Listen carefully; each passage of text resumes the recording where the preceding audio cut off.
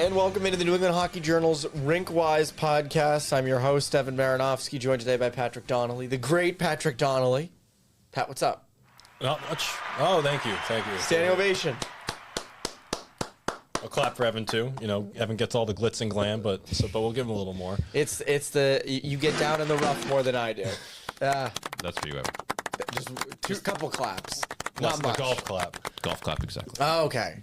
You're more of a golfer than I am. We're good. You know, hockey season's pretty much here. You know, getting through the flu or whatever. You know, there's always something going around this time of year. Yeah, you were really sick last week. Oh my gosh. You know, not to waste the whole show on me, but that's the hardest I've been knocked down in a while. Yeah, you got like crushed. Yeah, but you got right up. Like Monday, pretty much like Friday morning. It was crazy. We need the glass partition. You had the flu, like the real flu. Yeah, the flu. I've had it once in my life. You always hear about it. The flu, don't get the flu, you get sick. It's the worst thing in the world. Oh my god! You just want to die. Like I got back from a wedding in New York on Sunday night. It felt fine. Monday, it's like wake up with a sore throat, and it's, you know, the heat's on, the air is changing. And it's like nothing to it. And then like 7:30 hits, and it's like a bus, and I just had the shakes so bad, and like. You can't even sleep through it usually. No, and it's like convulsing. You're shaking so much with a fever. It's crazy. And I'm like, Pat, can you please back read my Belmont Hill story? Well, no, we had the mag deadline. I was kind of late with our Averill family feature that'll be in this mag. That was worth it being late. I have to do it. So it's like, but here we are. We're healthy now. The prep season is pretty much here. It's about a week away. And we're going to talk some boys prep hockey because we just talked some girls prep hockey. You'll hear both of these coming out on the same day. We're recording on a Tuesday. Evan, there's been a lot made about the state of boys prep. It might be a little bit crying wolf in the wake of the CHL ruling. What's the state of boys prep right now? Yeah, it's funny. Like I remember driving home, and I wrote this. It's in the magazine. It'll be on the website soon. I remember driving home from the Knapsack Championships last year, and kind of being a little worried. Based on people I talked to, based on my own opinions of the CHL ruling, more kids, there's going to be a mass exodus of kids up to the QMJHL. A lot of kids are going to go to the OHL if they're from like New York and New Jersey who are in prep. And it's going to be just all these kids leave, and there's going to be such a shortage of talent next year in prep. And maybe it's because my expectations were so low, but I actually think the state of prep, boys prep, is pretty good right now. It's much better than I thought it was going to be. It has not been that mass exodus that I thought would happen. And there were a lot of people who were more conservative this year who said, you know what, this is the first wave of kids going up. I'm going to stay where I know works. I'm going to stay where I know, no one, we always say no one ever regrets staying an extra year or staying an extra 2 years. I think there was, obviously there were teams that were hit, and we'll get into those teams. But for the most part, I don't think those kids who left, most of them would have left pre-CHL ruling too. So I don't think there was at least 1 year in, there was not a huge change post-CHL ruling. Yeah, we didn't become New England CHL Journal. No. Like from reading, you're going to have a story on this in the upcoming magazine. Like you said, it seems like, obviously things changed, but they didn't change dramatically. It's more or less, for now, status quo. Kids who would have left anyways. Or kids who would have left anyways for the USHL or the BCHL left anyways, and it just happened to be the QMJHL. Yeah, and no question the talent's a little more spread out this year. I think there are kids dominating in the USHL that are having really good success in the USHL. Maybe the USHL isn't as great as it has been in years past. It's still really, really good. But here's a little stat for you. Of the top 15 point getters from last prep season who weren't seniors, 8 stayed in prep. The other 7 were Joe Salandra, Carter Meyer, Justin Graff, Finn Sears, Ryan Chudzinski, David Bosco, and Indiana Grossbard. Outside of probably just Grossbard, those other 6 were always leaving.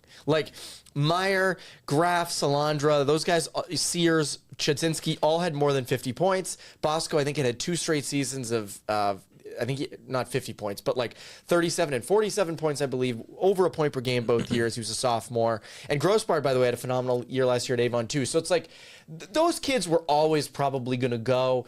And look, you're probably listening to this going, oh, so-and-so left this school and I didn't see that. Yeah, there's a 1 or 2 off for sure.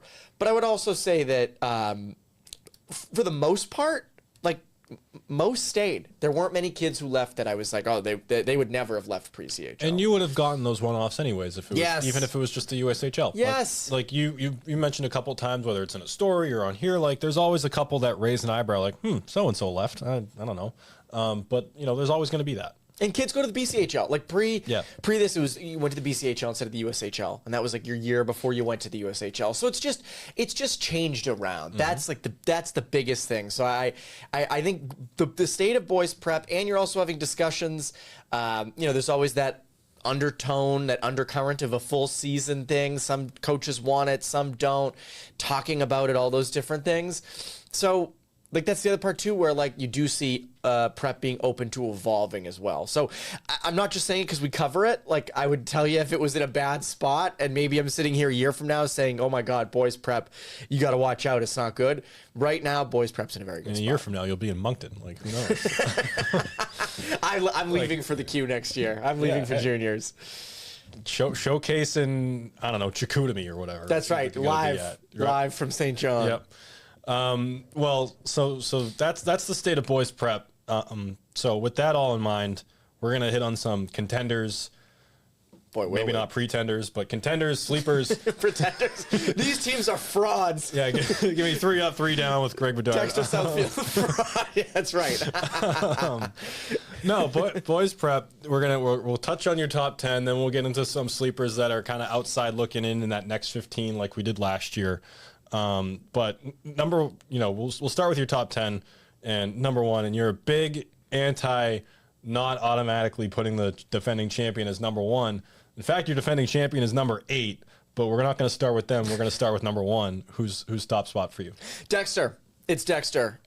This shouldn't really be a question. I don't know if it's even really debatable. As of now, maybe they have a bad start to the year. I don't see that being the case. They have the deepest forward core in all of prep. I mean, you have your fourth line could be a top line on some teams. I mean, that's how good they are up front. I'll even give you a good example, like a kid like Max Prudovsky, who's a 2011. This kid's nasty. Saw him at the Mass State tournament. Phenomenal. Has a ton of hype. He's already had a bunch of videos on him on Instagram and everything. He's legit. No joke. He should play. But they have so many guys ahead of him that it's like, holy crap, is this kid going to be able to see the lineup? Now, he should, but on some prep teams, he would be a top 6 kid. At Dexter, who is so deep and old, I don't know how much he's going to play. He should play, but I don't know how much he is going to play. So they're deep. I mean, Noah Servilis, Owen McHale, Joe Markey, Nick D'Olimpo, JP Missouri comes over, Jack Fitzpatrick. Like, you could go down the list. There are guys I'm missing. That team is stacked up front. And they lost Chudzinski, by the way. They lost Ryan Chudzinski. They lost Sean Leach. Like, they lost legit players. Tyler Hamilton is back as well as a post-grad. Like, they have it. They have it up front. And that's clearly their biggest strength. We talk on the girls' side about Cushing being the leading scoring team. Dexter should easily be that on the boys. You have so many cooks in the kitchen, and they can coexist. They can coexist. I think that's one of the most important things. I also think it's telling that in fall hockey, at least in Mass, a team like they played as the Brookline Whalers. That was essentially Dexter plus like Luke Sardone and Nolan Russell, and you even had Noah Servilis. Or Owen McHale, playing, and Noah Servilis playing on the Eagles. So they were down 2 of their best players. Dexter still goes to the championship game of the 18U for fall. Like, that's how good they are. On D, Miles Brosnan is a legit NHL prospect. I have him somewhere in that 4th, 5th round range as of now. Maybe that changes. I think he do it all. Like, I don't think there are many holes in his game. So for me, he leads the D core of Thomas Broderick and Matt Hines and Taven Frangelo. They're all very experienced prep defensemen. Kurt Beck comes in from Arlington, Providence commit. And then in net, Colin Davis is gone. They have Drew Karlovitz coming over from BC High. They have Kyle Reedy. So I guess if there's one question mark in net solely because they're a little unproven would be Karlovitz and Reedy in net. But still, I mean, Dexter's stacked. Dexter, dare I say, has no excuse not to go back to the Elite Eight final. So I think when we do predictions at the end, I think you know which one of the teams will be. But yeah, Dexter's clear number 1. They are clearly number 1. Number 2 is another usual suspect. Yeah, Kimball Union, always in it. Kimball Union has a player named Josh Phillips. He's an 07 from California. And he had a good year last year, I think 33 points in 36 games. He has been a beast. Every time I've watched him in the fall, he was a beast over the summer at the Harvard College Hockey Experience. He's someone to me that I think is poised to take over in prep. Kimball Union always has a guy who puts up, 55, 60 points. To me, he completely fits that bill. Uncommitted, by the way. Uncommitted 07 still. I think he's like 6'3". I don't understand why he's not getting attention. I put him on my NHL draft list. Not saying he's going to get drafted, but just someone to watch. I don't know why he's uncommitted for college. That's someone that I would think, like, here's a big center who can skate, who has skill, who's dominating. I'm going to take a chance on him. And I don't even think there's much of a chance to take. Xander Bertillier, Alexis Gagne, Jackson Kimmelman. I believe Connell McCarron is there from Hingham as well, Kimball Union. Then you have Anthony Leach and Thomas Ojard on D. And then Luca Campo is going to get the net, or should at least, after Blake McMiniman graduated. So, yeah, KUA to me is in that top tier for me as well. I believe they beat Dexter in the fall when they played as fall teams. But again, it's fall hockey. How much stock do you really put in it? But, yeah, Tim Whitehead and KUA I would expect to make a deep run. They won the small school last year. I expect them back in the Elite Eight. Moving on, number 3 is a team. Feels like it's starting to really come together for them. Yeah, St. Mark's. St. Mark's, you were there with me. We did the shoot with Caden Pellegrino, Evan Nee, and Will Manchuso a couple weeks ago. They're the cover team this year. By the way, Pat, more and more I hear from players and parents, the cover curse. The cover curse of the magazine and the New England Hockey Journal curse in general. People talk about it. And what's funny? This could be self-inflicted as we're doing our celebration shots there, and I think Will Manchuso hits us with a 6-7 celebration. We almost canceled the cover right there. He's a kid. I said, let's get off the ice. Goodbye. It's over. Bring the Zamboni out. We're done here. Yeah, man. Only himself to blame if that happens. Yeah, they did the 6-7 on the ice. That's the curse. Like putting a rink on a burial ground. No, 6-7, obviously. I'm not going to dissect 6-7. No. But look, St. Mark's is legit. St. Mark's is really legit. And, you lost Drew Carr, which was a huge loss for them leadership-wise. You lose Justin Brisebois, who was the best goalie in prep last year. That doesn't help. But your top forwards, almost all of them return. Evan Nee had 51 points last year. Will Manchuso's a legit NHL draft prospect who tore it up in the fall. To me, he's like I don't want to say he's a late bloomer because he's 18, so I don't know how if that's technically late, but he played an NTDP weekend for them for the 18 team. He's someone that is a perfect example of overlooked when he was 15, 16, and then just takes off, and now he's someone that you'd take over most of that NTDP team. He's someone that had a phenomenal fall and is a legit NHL draft prospect. I think they put him at Central Scouting put him at 4th or 5th round, which makes sense. Then you get into Caden Pellegrino, Providence commit, phenomenal playmaker. As I said, Evan Nee, he's uncommitted. He's someone that's going to be motivated. Cam McPherson, I think, might be the most underrated player in prep, or at least top 5. He has been nothing but productive everywhere he goes. He's going to be huge for this team. And then you get on D. You have guys like Finn Howard, Blake Grizzlis, Jack Taylor. All reports from fall, and I saw it myself, Finn Howard really ascended into being a legit number 1 defenseman. I think that's going to be huge for them.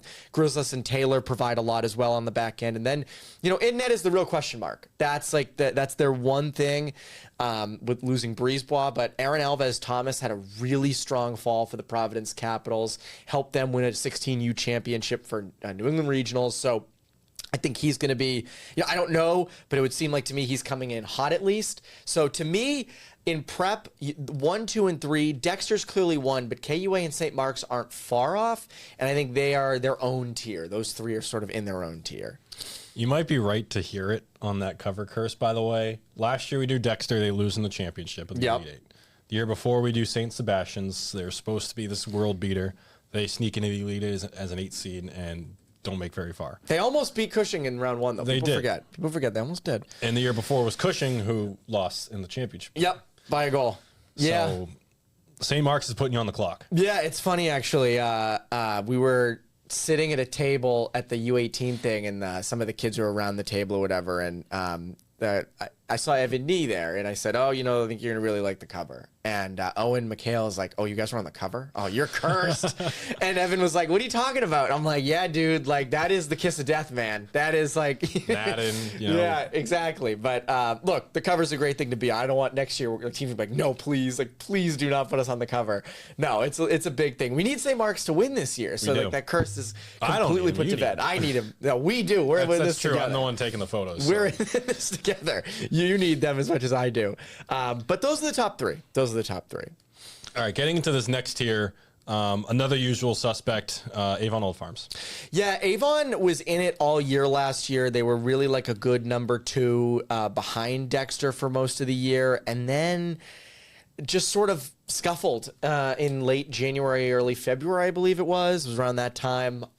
Still deep up front. Obviously, you lose Grossbart a year early. That's going to hurt. You lose Drebczynski, a Harvard commit on D. That hurts. He left a year early. But I still think you have legit talent. You got Jacob Jett up front. You've got guys like Ethan Gingelski, who's an 09. And... I like Brooks Armstrong. Like, they will still have a really good team. I don't foresee them running into scoring troubles. They're a little bit older too. Guys like Tucker Harris, he'll step up. And Liam Donnelly's another one as a senior. He had high expectations last year. At least I did for him. So I think he's going to be someone else. On D, they're very strong. They bring in Max Jakob from Mount. You bring back Yale commit Matthew Koch, who's going to be really good. You have Ryan Hecker, who's a college commit to RPI. So to me, and then I think the biggest thing they have is Anthony Palmer in net. Like, talk about a kid, uncommitted 07, Anthony Palmer, proven producer, proven guy in prep. He's been really strong the last 2 years as a sophomore and as a junior. Has the net all to himself this year as he won the job last year. To me, Anthony Palmer is sort of the X factor for this team. Nico Ciardiello is another one up front. I forgot him. But Anthony Palmer to me is the X factor. They will go as far as he takes them. And they should go pretty far. No surprise to hear it's a North Shore guy. That's right. Rounding out the top 5 is Kent. You mentioned in the girls episode that at 10, Rivers was sort of your swing. There are probably people who read these rankings and said, Kent above Salisbury and Cushing. And yeah, Kent is my swing. Kent should be, and I thought they were going to be really good last year. They did miss expectations. They were hovering around 500. Jack Broderick, Will Schlettweg, Lucas Husted-Edwards, throw Maddox Boyle in there as well. Like, those guys had really strong falls. They look really good. Schlettweg is on NHL Central Scouting, and rightfully so. They all have a year of prep under their belt, which is huge, or at least a year. They to me are going to be sort of the straw that stirs the drink for them. They can match up with any line. They should have no problem scoring. So to me, that's their biggest thing.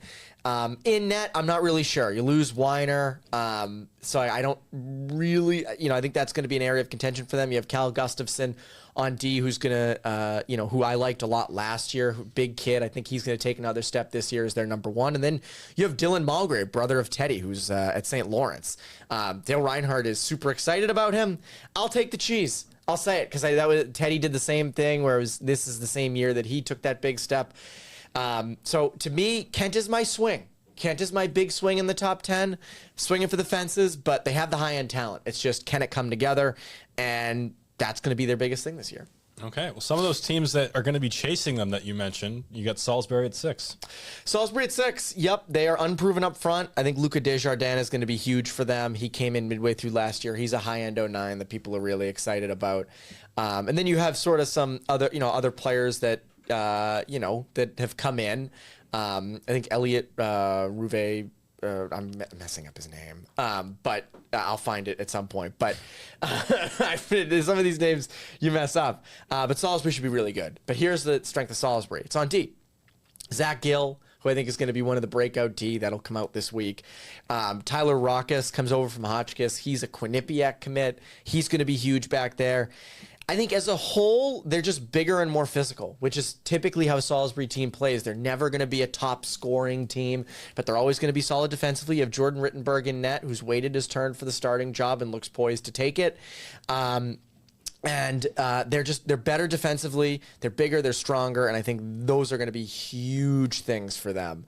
And I think that's why, again, Salisbury always starts off slow. And you're always sitting there at Christmas like, are they not that good? And then they go on a run and they're fine. Like, I think they were in the 8th place game last year at the Floodmar, and they end up in the Elite 8. So Salisbury's going to be there at the end of the year. I have no question. They're bigger, they're stronger, and they're going to be really good on D. I mean, you get points for the Quinnipiac pronunciation. I always get that wrong. What do you say for Quinnipiac? I just say Quinnipiac. Like, I don't.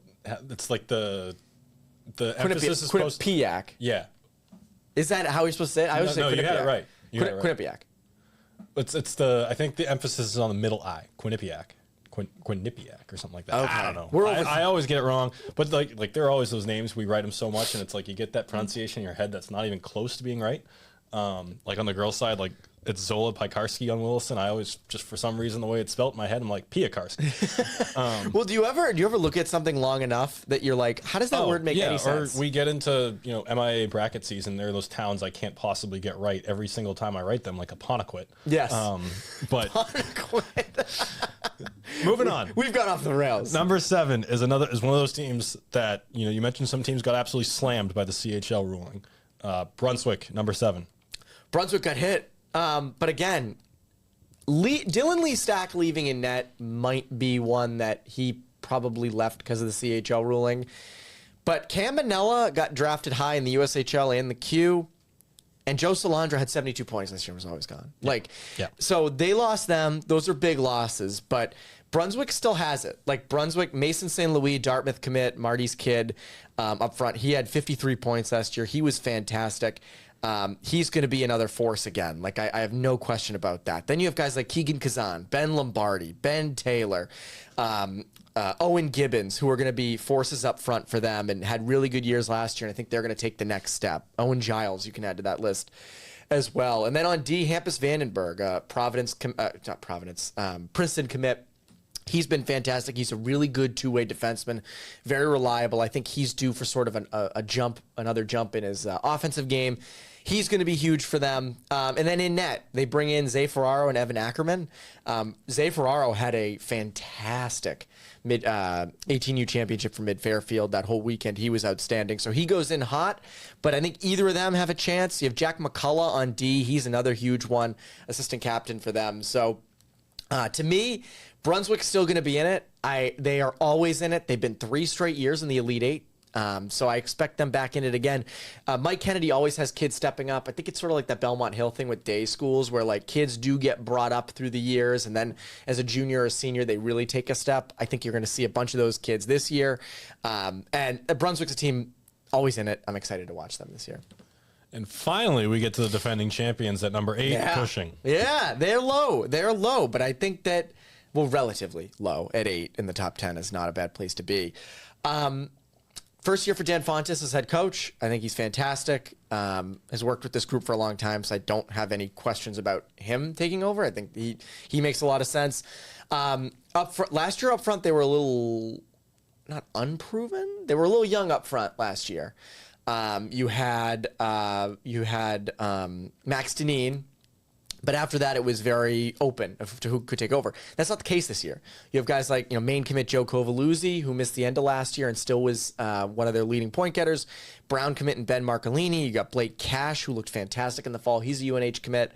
An underrated one, who I didn't have underrated last year, but I don't want to say he missed part of last season, so I think he kind of fell behind the 8 ball a little bit. Chase Warsofsky. I think Chase Warsofsky's a fantastic play driving center. I think he's going to be a big breakout guy for them. Axel Favreau, Miles Moreau. So to me, up front is going to be their big thing for them. Scoring will not be an issue. They're unproven and young on D and in net. That's the big thing. Colin Yandel comes over from CM. Oliver Svoboda is going to be really their leader, I think, on the back end for a while. I really like him. He was so underrated last year on a D-Corps that had a bazillion college commits. They're all gone because they all graduated. So they are, Mason Raycroft in net. He's one of the young goalies in the mix. So Cushing, I think, could have some growing pains early on. Maybe they fall out of the top 10. But I think no matter what, they're going to be in it. You saw them last year. They were not looking so hot through the first half of the year. Then they go on a run at the end, and the month of February and on is incredible. So wouldn't shock me if that's what they do again. We'll start to wrap up the top 10 with two teams out in Western Mass. At 9, you got Berkshire. Berkshire at 9 is one that is interesting. I go with them. I went with depth and seniority, and they are deep and they're old. They don't have a legit bona fide star. They're just deep. Matt Lacombe had a really good year last year. He's going to be stepping into a big role. James McMurray, Jonah Rainish up front. Then on D, Gus Chung, James Riley, Dominic Soma, Harry McLean, Lucas Smith. Like, they're just deep and old. And I think there is something to be said for those teams having success. Deerfield had a little bit of that last year. And then Alex Kim's unproven. Parker Stockseth, UMass commit, was supposed to be there. He left, so Alex Kim's going to take over. I think they're going to be in it. They lost in the small school tournament last year. Kevin Sepiel, every year that team has gotten better. I think they take another step this year into kind of being a consistent top 10 team. And then Deerfield was the number 1 seed in the Elite 8 last year. I think, when we get into the next 15, Deerfield and St. Mark's for me last year were not in the top 10. They were in that next grouping, and they end up being the top 2 seeds in the Elite 8. So there are always teams that can do that. The big thing with Deerfield, they lose Nate Watson to a broken ankle, which stinks. My best to him. That is awful as a senior. They have Elliot Lennon in net. Brown commit, NHL Central Scouting prospect. He's going to be the guy. They will go as far as Elliot Lennon takes them, and he should take them pretty far. So Deerfield and Berkshire round out my top 10. You mentioned those next 15. We go 11 through 25. We don't have to touch on every single one. We've gone a while here. But of these, you can touch on every single one if you want to. But what stands out here among 11 through 25? What stands out to me is there's this next grouping. I would say 11 through 15 that I would say they're going to be in the top 10 at some point. Winchendon is one. I think there are a lot of people who probably looked at the rankings and said, how is Winchendon not in the top 10? Deep on D, Brady Noda in net should be one of the top goalies in prep. And then you have a bunch of college commits and non-college commits up front with like Ben Short, Charlie Puglisi, Jackson Smale. Like, Winchendon is going to be really good. My biggest thing is they got to prove it. Prove it. Like, they were 15-15 last year, and I had relatively high expectations for them. They were good in the fall. But it comes down to, can you do it during the prep season? I think they can, but they're right on that outside. Bell Hill's another. Bell Hill lost David Bosco, Jake Tavares, and Brady Sloper. That's a lot of losses. If those 3 were back, even if 2 were back, they're probably in the top 5 somewhere because you have J.J. Thibodeau in net. He's a proven senior. On D, you got Evan Jones, who is one of the top, arguably the top defenseman in prep, along with like Miles Brosnan. So Evan Jones is going to be huge for them. You have Patrick Woods down the middle. And then it's a lot of guys got to step up. Like I mentioned the Brunswick thing, you got, Matthew Carroll and those kind of guys. They need to step up and make that next jump. And then Belmont Hill also has a plethora of young 10s and even an 11. They have Emmett Affiero at 2011, who's a fantastic defenseman. I wouldn't be shocked to see him get in. You got, Alex Guo on D. He's a really good 10. And then up front, you have guys like Sam Lee, a 2010, who was a standout with the Minuteman Flames this fall, and Robert Deckline and Landon Rowe, who are also on that Flames team, who are really good. So Belmont Hill could be a team that goes really far, but a little unproven. Holderness lost a lot. You still have guys like Henry Colbert and Victor Samal, Jack Welby. Henry Prowse is a legit number 1 D, and you have Mark Beerworth in net, who's really good, and I think should give them an advantage. Here are my 2 sleepers, though. Okay. And they're local. They're ISL Keller teams. Thayer and Milton Academy. Those are my 2 sleeper teams. 2 teams right in our backyard. Right in our backyard. I'm not just saying that so the games are close. I genuinely mean it. The 2 sleeper teams, I go with Thayer and Milton. Thayer is older.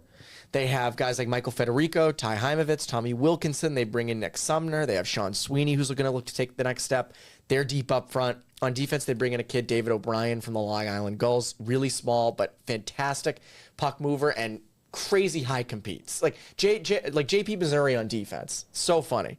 And you have Brian McFadden on D, who is a legit NHL draft prospect, 6'5". I think he's probably the highest to go from the region if he has a good prep season. And then you have Tyler Moschella and Quinn Devon in net. So to me, Thayer is a sleeper team. And then Milton Academy. I wrote this, and I keep going back to it. When Milton was the number 3 seed in the Elite 8 in 22-23, they were young. They were old and deep. That was what they were. They didn't have a true star. Sam Caulfield emerged in net, but they didn't have a true star. I think that's more of the same with Milton this year. I think they're a deep, older team, and they have some young guys like Blake Wilikowski and TJ Petropoulos who should make an impact. But like Eli Zucker in net, Cooper Hosmer, Cam Dool, Max Colissimo, Justin Garvey on D is just entering his second full season. Joe Feinberg, Brody Sharp, like that team should do something. And they had 10 wins last year, should be a lot better. They're a sleeper team. So them and Thayer to me are like my low-key teams that I think end up making a big impact come the end of the year. And you get 16 here, Wilson. Anyone from 16 through 25 kind of rounding up the pack that you want to attach your name to as a sleeper? Oh, boy. I think Tabor's going to be a lot better.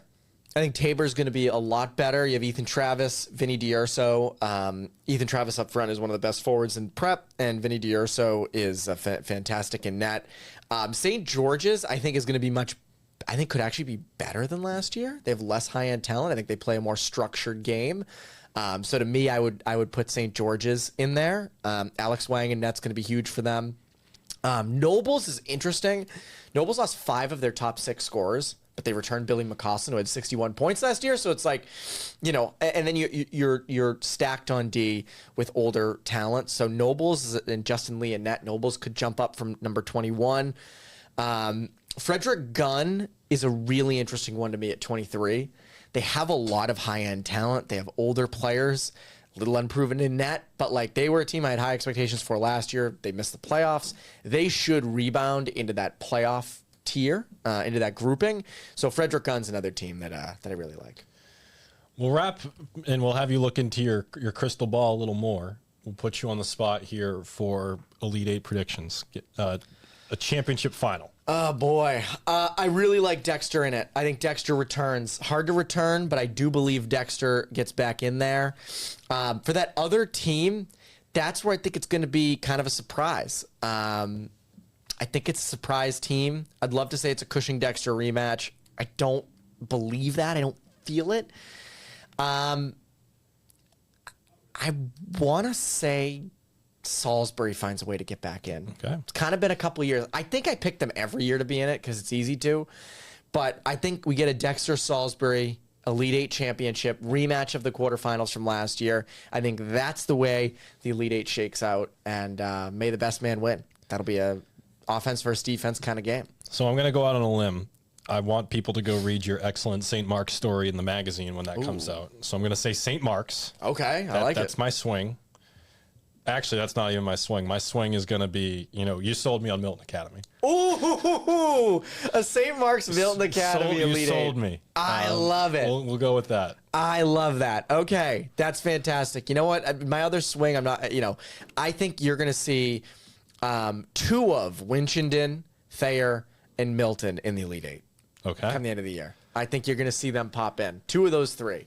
And we'll have our all NEPSAC preseason teams on the site in due time and in the mag in due time. But right now on the spot, we've already mentioned a lot of these players, but are there any MVP candidates you want to attach your name to? MVP wise, like I look at Billy McCausland at Nobles. He's going to be doing a lot of heavy lifting by himself. So I think that's going to be a big one.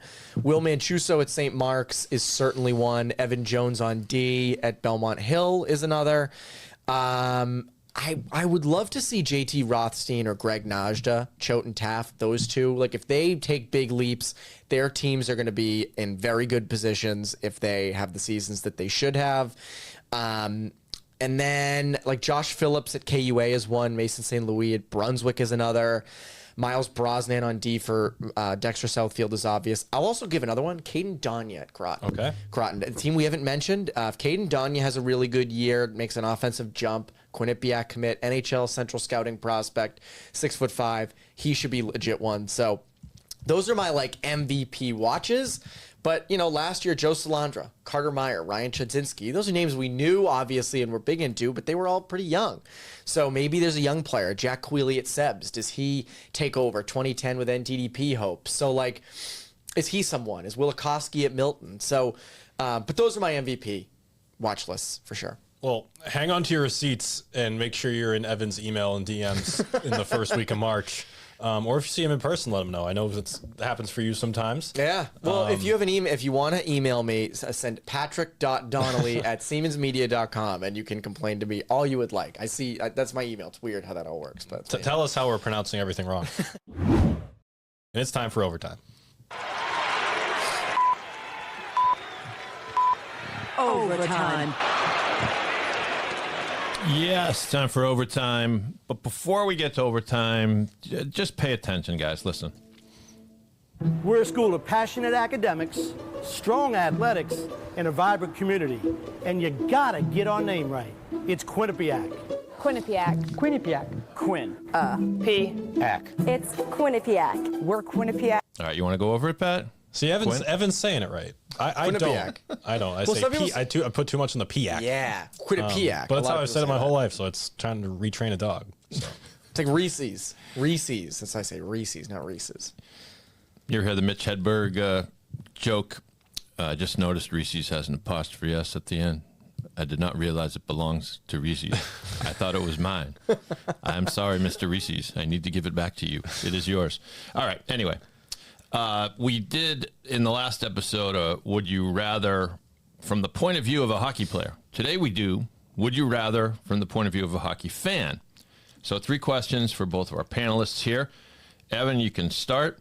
Would you rather sit right on the glass, but with bad sight lines, like behind the net, I guess, or something, or sit higher up with a perfect view of the whole rink? So behind the glass or sort of perfect, maybe first row balcony seats. What do you think? I hate to say it, Pat and I are going to agree on this. Higher up.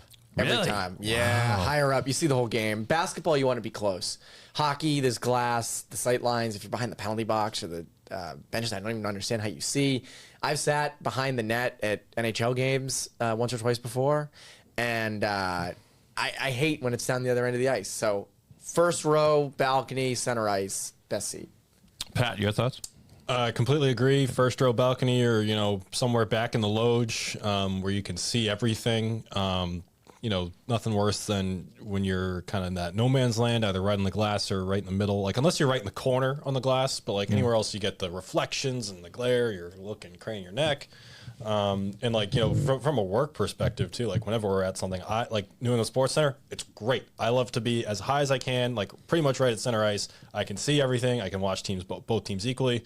You get into some of these prep rinks, you gotta sometimes just pick a corner, and it's like, well, all right, plays down the other end. I kind of gotta, not guess, but like it's a lot harder to see. Sometimes you miss something, so it's it just makes it easier from a fan enjoyment perspective and a work perspective for us, just being higher up, see everything.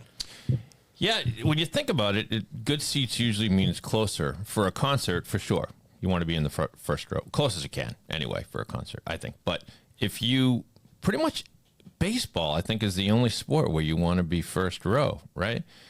You don't want to certainly don't want to be first row for. You said not for hockey. I'd say the same concept applies to basketball. If you're behind the basket, you miss a lot. On the other end of the court. I'm thinking like courtside down the court. Right? Oh, okay, that's true. So those are better for basketball than for hockey. You're saying? Yeah. Yeah. Okay, that's a good point. Yeah, if you're courtside, but football, there's another one. There's no way you want to be in the front row.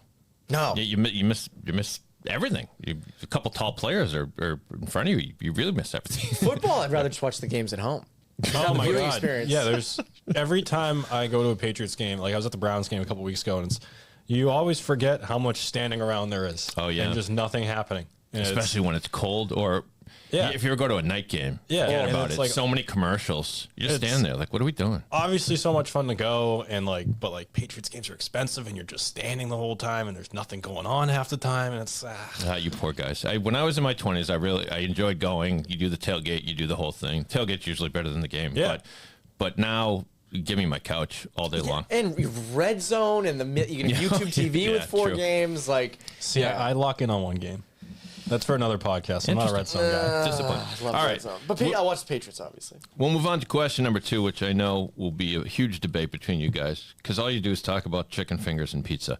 Here's the question. Would you rather have your team's arena known for the best food or the loudest fans? Best food or loudest fans? Pat, you get to start with this one. Loudest fans, because that's fun. Like, food is, stadium food is stadium food. There was the thing about the Islanders had a cinnamon roll, bacon, egg, and cheese or whatever. It's like, who's going to the game and getting that? You always see the fancy food or whatever, and it's like, oh, this and that. But at the end of the day, you're probably still getting your chicken fingers and your French fries. You're not getting the fancy stuff. And those are pretty much the same thing everywhere. Mm-hmm. So give me the best atmosphere, because that's fun. And it does tend make a difference sometimes, just whether it's like football and defense or, how many times in when the Bruins were on that kind of end of their window where we're saying, God, the Garden is a library. Yep. Yeah. How nice would it be if this was true. like 2011 when it's just a zoo? And it makes a difference, I think. Huge difference. Evan, your thoughts? I'm going to sound 600 years old. You want the food? Give me the good food. Oh, you're just getting the chicken finger Zamboni. No. I as someone who went to UMass with #1 dining. Oh my gosh. There is nothing like bad food. And I know you're right. Stadium food is stadium food is stadium food. But it's part of the comfort factor. The average for a playoff game, yes. You're gonna loudest be fans. Hard Rock Cafe watching the stadium with the Miami Dolphins in those plush seats at the 50-yard line, not even watching the game. Peasants all around me. Like people like me get priced out in the last row of the balcony, and Well, it's like we sit up the hop. He gets all the glitz and glam. That's right. But I will say this.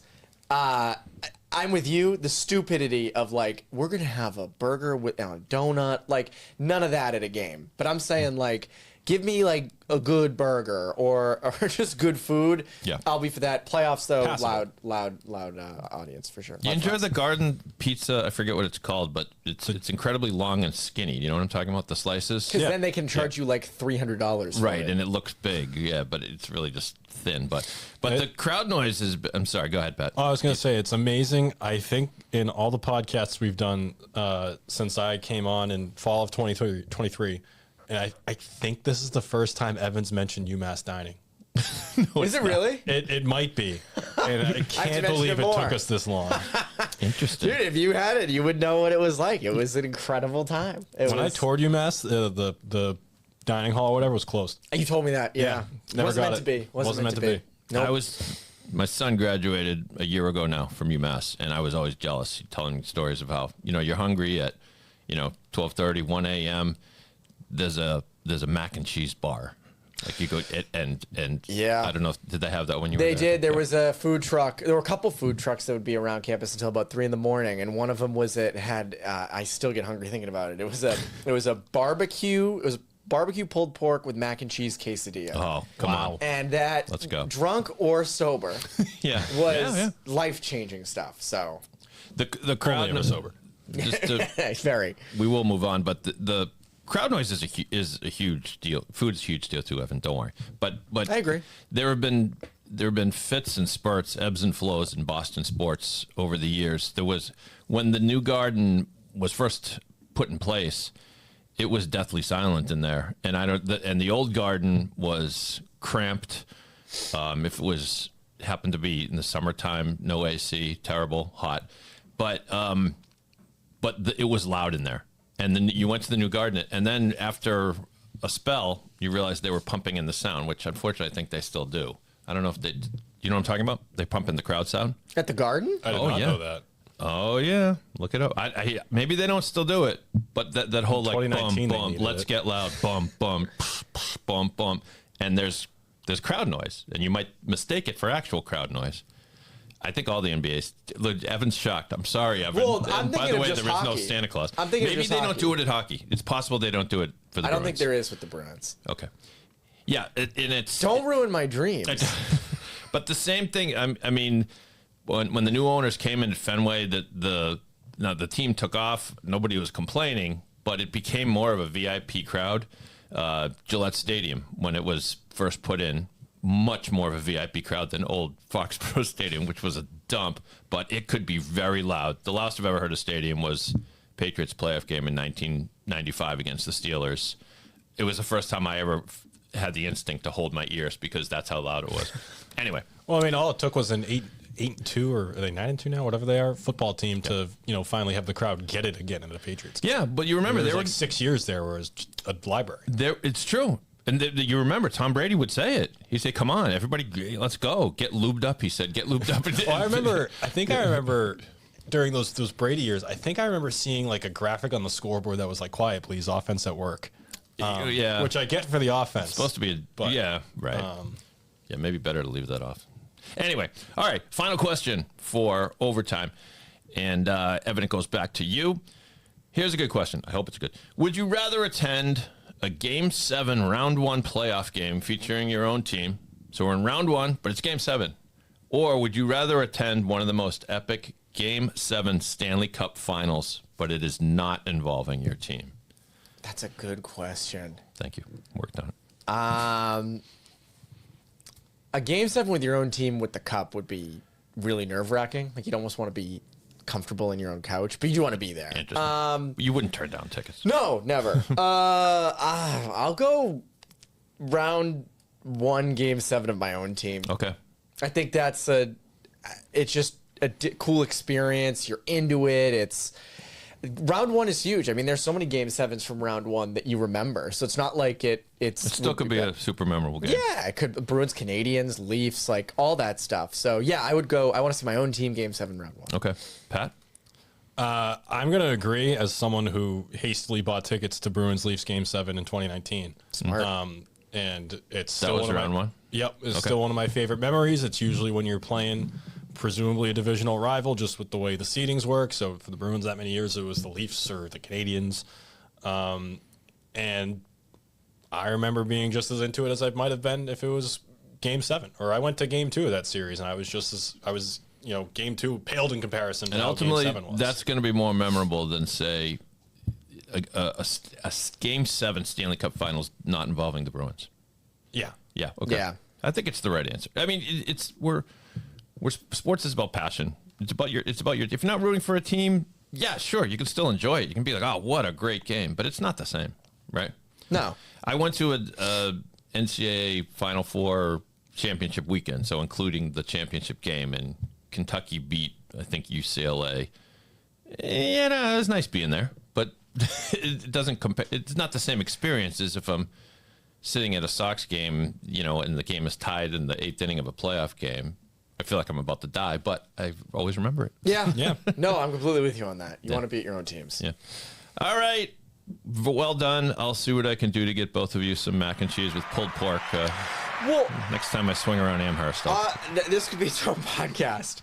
But when you mentioned, like, what would you rather as a fan? Like, when I hear about Steve Ballmer with the Clippers, and I'm not going to get into, like, the real stuff here, but, like, with that new stadium, and it has, like, triple the amount of bathrooms. Like and 12,000 it limits toilets. lines. Or whatever Yeah. it is. Like, I'm in. Give me that arena. Like, I'm all for it. Like, give me the least amount of lines, most amount of comfort. I'm all for it. You ever been to the new Yankee Stadium? I have not. Yeah. I mean, it's not that new anymore, but I have been. It's impressive, but it's also not. There's no charm in there, really. The ramps or whatever you call it, the concourse area is huge. And you probably don't stand in line that long. Food, as far as the eye can see, but still, you're there for a game. I know. But you love your food. That's okay. The places I think have gotten that right, coincidentally, some of the only away ballparks I've ever been in, but Camden Yards still has that character, Still. but it's a wonderful venue. Oh, yeah. And Truist Park down in Atlanta. Ooh, I agree with you on that. Wonderful, wonderful venue. It's huge, and there's so much room to get around. There's no lines. It's so easy to get in and out. But You can it's fit like, in the seats. but you can fit in the seats. But it's also a great atmosphere down there, and they care. Yeah, Fenway is fine as long as you're looking at the field. Yeah. Once you, and they've done all they can to. I mean, when I was growing up, oh God, you guys don't know how good you have it. It was the troughs in the bathroom. You're peeing in front of others, basically, and it was just dirty. And like they tried to put a new coat of paint on it, but it's still those seats are terrible. New York has cornered the market on the lifeless stadiums outside of MSG. Yeah. MetLife is awful. Never been. Hate Haven't MetLife. been. I went for that like 9-6 Patriots Giants game a couple like That got them Drake Thanksgiving May. weekends. It did get them Drake May. It was like Tommy DeVito had all the buzz, and it was like kind of the end of that run because they didn't do anything offensively in that game. And I remember that game sucked. MetLife sucked. It's like concrete jungle in there. Yeah. Like it's awful. In the scenic swamps of Jersey. Yeah. Yeah. New Yankee Stadium and Citi Field do nothing for me. Like, just seeing them, I have no desire to go. Like, I I've don't. been to Citi Field. Same kind of deal. It ain't bad. The field itself is kind of charming, but everything else, yeah. I will say I was MSG before I'd ever been to MSG. It was like does nothing for me, whatever. That lives up to the hype. That's really cool in there. America's most famous arena. And now We got Tommy DeVito. He's all ours, guys. Did you forget? Lucky he's us. on the Sean Patriots. Stellato dressing like a pimp on the sidelines. Well done, both of you again. I already said I'm getting you mac and cheese. I was only kidding. But anyways, great job, guys. Terrific. Back to you guys. Well, thank you. Well, that's RinkWise. We went way off there at the end. We had a lot of. Oh my Rabbit god. Yes, there could be that's it. parentheses. That's it. Pat, Evan, we'll see you soon. We'll see you at the rinks.